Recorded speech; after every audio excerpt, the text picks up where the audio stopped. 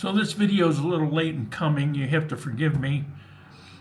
I've had no electric, no gas, couldn't charge my phone.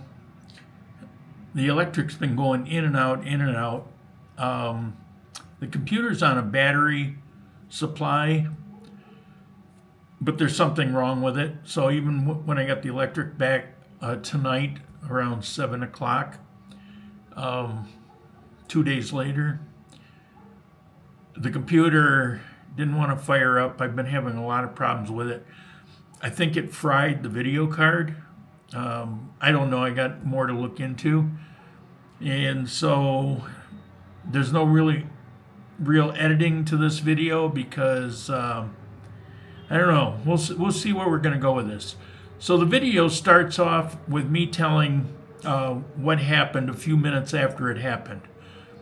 And I've got some videos that I took in the first hour or so. The building next door, which has a lot of damage, my building, which doesn't have much at all. Of note, I'll show you the swimming pool here. That video I took 20 minutes after the earthquake ended and the thing was still sloshing back and forth. I just thought that was kind of interesting. So all the video clips that I located are from Armenia till towards the end. I've got one of Salento, which I thought was interesting, and talk a little bit about the volcano. Today, the president came to Armenia, reassured everybody, talked about what they know so far, the number of houses in Quindio. I think it was 6,000 have been destroyed, and a lot of people out on the street. And so they've got a fund, and he promised that people are going to be lined up for the fund. He's going to help them out. Plus, there's a food bank. I don't understand the details of it, but people can go to this food bank. So we'll see how it goes. I personally know somebody whose apartment was shredded, and she's kind of out in the street. I think she went to stay with her mother, her and her kids with her mother. And last thing to update you on, Sharik, apparently she's okay, but she wants to come to Armenia, ask if she could stay here for a few days with her mother.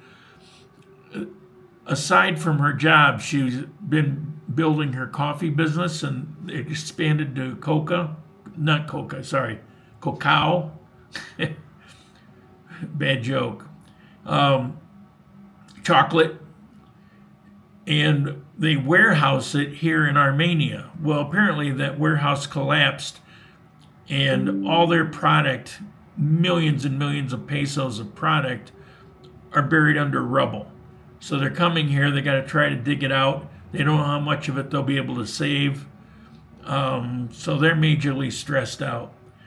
Yeah, this is going to be a never-ending thing. I don't know if I can update you on videos. I can't do live anymore, as you know. But depending on what's going on with the computer, I might not be able to do much of anything. So I'm trying to piecemeal this and do it through my phone, which is, well, anyway. I'll talk to you later. Well, it's been quite the morning. Around 7:30 this morning, we got a little earthquake, which is not unusual. Generally, you notice them, you can feel it. You might see something sway, but it goes away. And they're not here in Armenia. They'll be, 50, 100, 200 miles away. But this morning, one hit, and I go, okay, well, here's another one. And it did the usual. It swayed back and forth at first, and then it got violent, and it shook up and down and sideways. And if you were to look at a box, the building, on an axis, every axis, up, down, sideways, left, right, it violently shook. And about probably 30 seconds, 45 seconds into it, I probably should have grabbed my phone and just started recording, but I figured it's just another earthquake. Things got crazy. Pictures on the wall started swinging. I took a picture showing the mark on the wall where the corner had left a scuff. And it's one hell of an arc. Things on top of the refrigerator fell off. Then the refrigerator fell over. That really surprised me. In my studio, everything that wasn't bolted down fell over, hit the floor. I had a whole bunch of coffee cups around in the studio, in the hallway next to my coffee machine. The stand the coffee machine was on tore away from the wall, and the coffee machine, which is kind of heavy, it kind of bounced around sideways. So there was a ton of stuff going on, and it lasted, I would say, at least a good 2 minutes. And I don't really exaggerate these things because, I don't know, it's just part of life. I was in Ecuador maybe 11 years ago when that big one hit, and as much damage as that one did, it wasn't near as violent as this one today. It just kept escalating, and didn't seem to want to end. So it was surprising to me. So when it finally stopped, there's been no aftershocks. But when it finally stopped, I went out, looked out my balcony, and there were hundreds of people in the street going over to the median. So I decided to go down, see what was going on, kind of look around the building, because it felt violent enough to where there's probably some damage here. So I go down, and the people were, it was kind of bizarre to me. Look, having a little fear over it, I get that, but the looks on people's faces and the things they were talking about, these people were in terror. And that really surprised me. So I walked around the building, and there's cracks in the plaster, you know, the finishing plaster they put on the side of the building.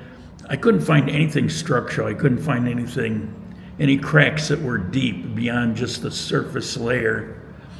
The building next door, I think that might have some structural damage because there's some pretty serious cracks in the building next door. About 15, 20 minutes after the earthquake, I was still downstairs trying to, well, hopefully my electric comes back. My phone's almost dead. And I walked over to the swimming pool. It was still swaying back and forth, back and forth. That was surprising. So my first thought was, it's picking up an aftershock. And so I'll be feeling something, you know, any moment. Well, that never came. So it was just leftover energy in that pool, still rocking it back and forth. Because, I mean, obviously there's not normally waves in the swimming pool. It's usually dead still. So I got, excuse me, I got tired of sitting around it.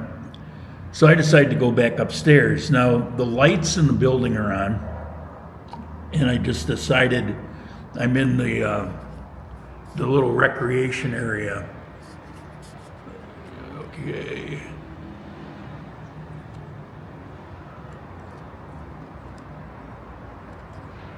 Let's see if I can show it. Phone's complaining, it doesn't want me to move. It's funny, it'll move on its own whenever it wants. All right, let's try this.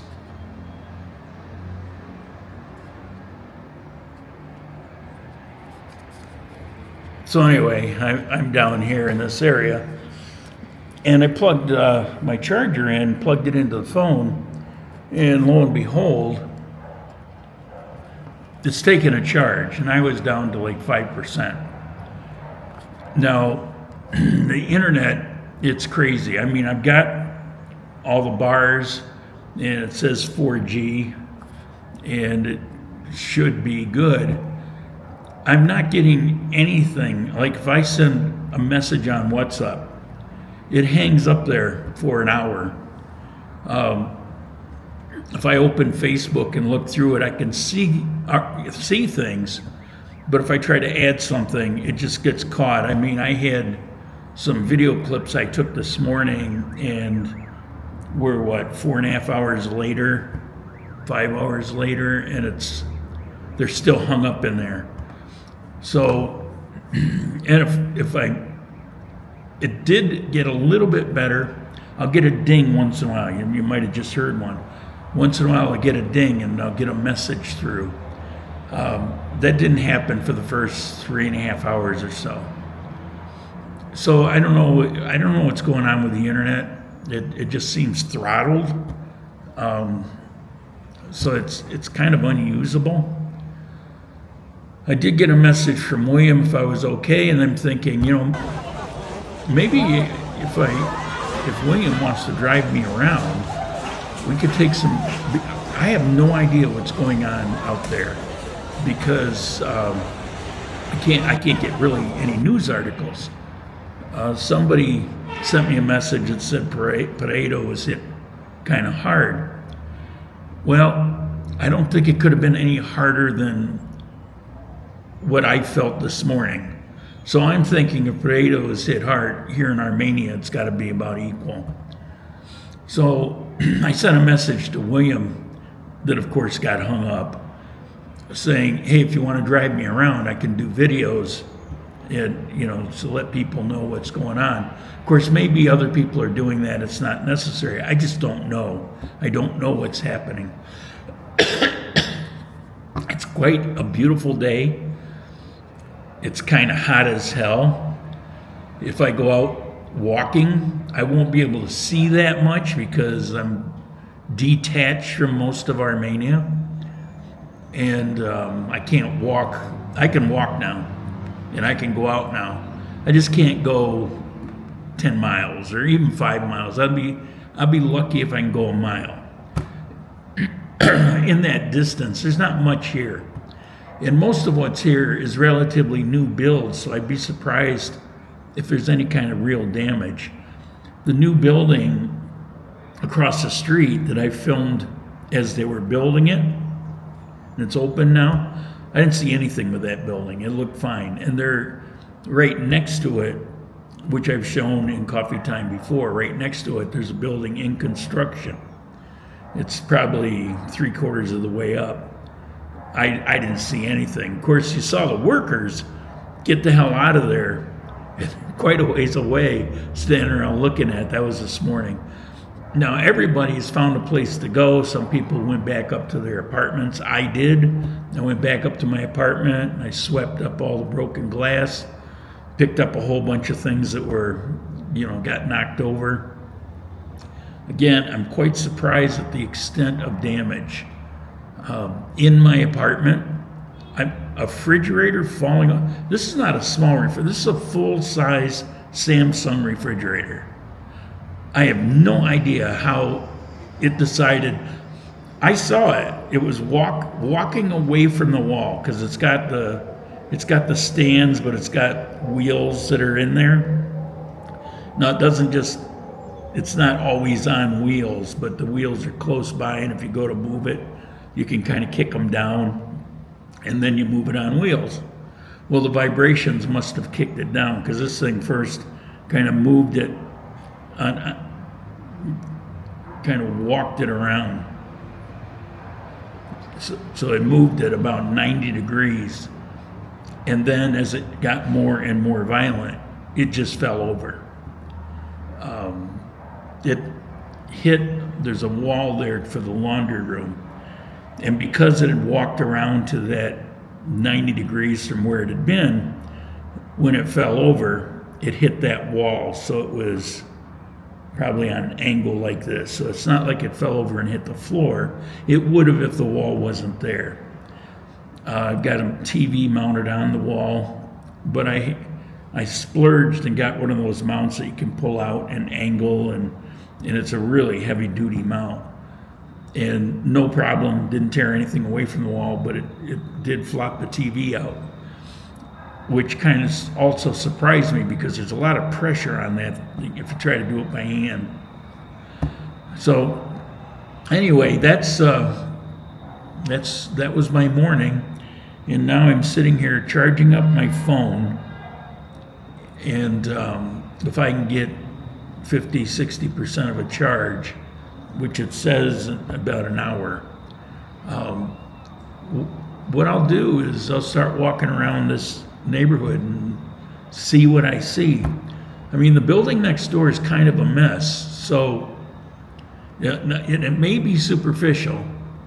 It looks like, because of the extent of these cracks, how wide they range, and some look pretty deep, there may be some structural issues with it. But what I will say, in Armenia, because they had an earthquake in '99, and no tall building fell over, but they upped the standards, so everything built after that, which out here in Oro Negro, the barrio I live in, they were all built after that. So they're built to earthquake standards that are as good or better. It did change. They had set it to San Francisco earthquake standards. And then 2 years, I believe it was 2 years later, they actually created new standards that exceeded the ones that are currently in San Francisco. So that's pretty good earthquake building. And this building, as far as I'm concerned, this building proved it out, because as violent as that shaking was, I expected there'd be some damage here. And all it was is the wall stucco, this stuff. That's for appearance. Some of that cracked and little pieces flaked off, but nothing that I could see of any consequence. And while I live on the 13th floor, which is technically the top floor, there's 4 levels of parking garage beneath. So it's actually 17-floor building, which is pretty good here in Armenia. It's pretty tall. So I guess that's it for now.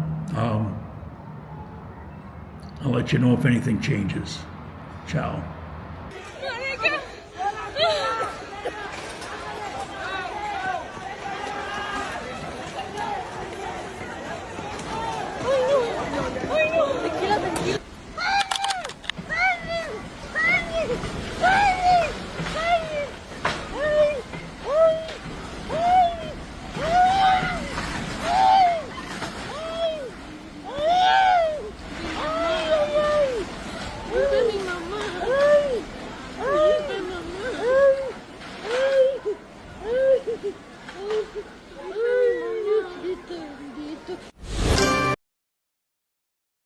Marica, Dios mío, no. Marica, el café. Marica, ¿qué está pasando? Marica. ¡Laura! ¡Laura! ¡Laura, venga para acá! El papá de Laura. El papá de Laura. Marica, está bien. Ay, del carro. Salté del carro. Dios mío.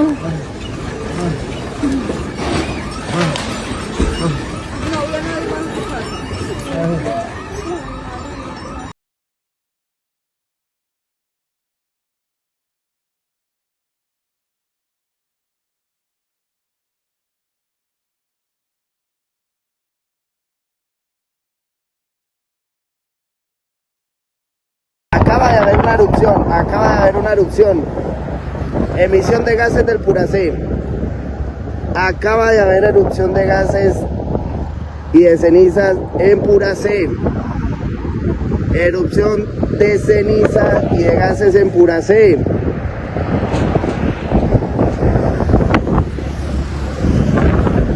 Dios mío, Padre Santo.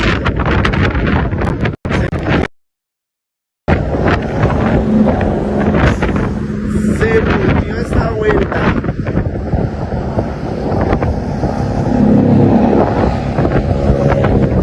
Acaba de haber una morning, the desperate search for survivors across Colombia after a massive 7.4 earthquake rocked the country Monday. The deadly earthquake, the most powerful to hit the country in more than a decade, leaving a trail of destruction in multiple cities.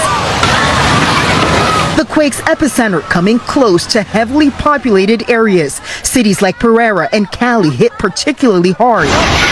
Entire apartment buildings seen splitting apart, leaving clouds of dust and rubble. At least 61 buildings collapsed and over 1,600 homes damaged or destroyed. Residents seen fleeing as structures around them crumbled. In Cali, at least 20 buildings collapsed, falling to the ground. Rescuers using their bare hands and buckets to scoop debris as they search for any signs of life. Amid the devastation, a remarkable rescue. The 6-month-old baby, covered in dust, pulled alive from the rubble. And a woman is seen being pulled through this hole in a hospital that had partially collapsed. She was tied to a rescuer who then rappelled them both down the wall to safety. Travelers at the airport taking cover under a counter, desperately waiting for the shaking to stop. Parts of the ceiling falling just feet away. Elsewhere, cars seen shaking violently on the street. In Manizales, video capturing parts of this historic cathedral collapsing, one of the spires falling sideways. Nearby, people stranded in a cable car in the air, wires shaking.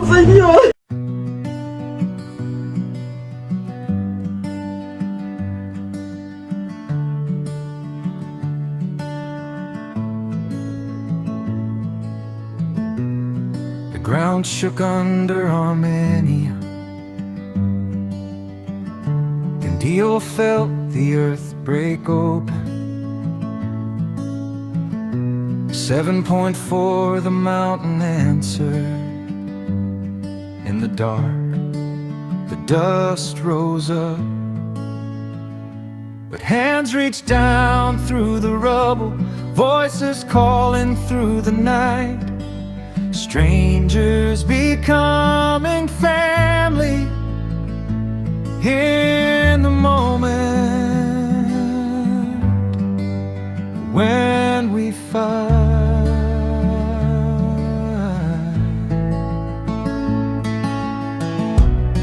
27 years of memory. That city knew this dance before.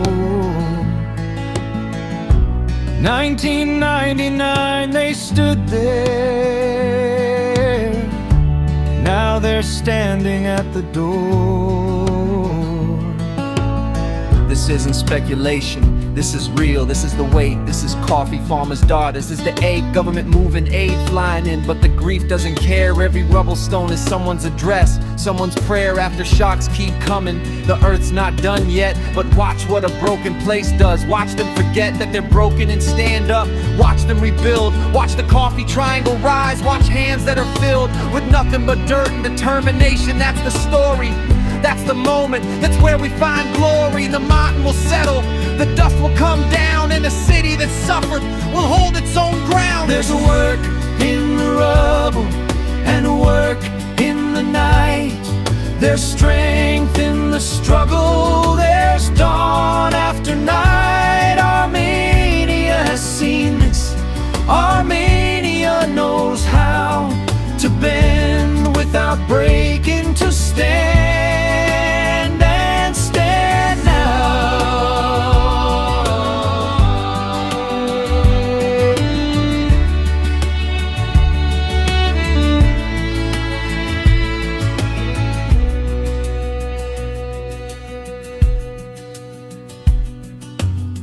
The earth shook, the people held. That's the story, that's all to tell.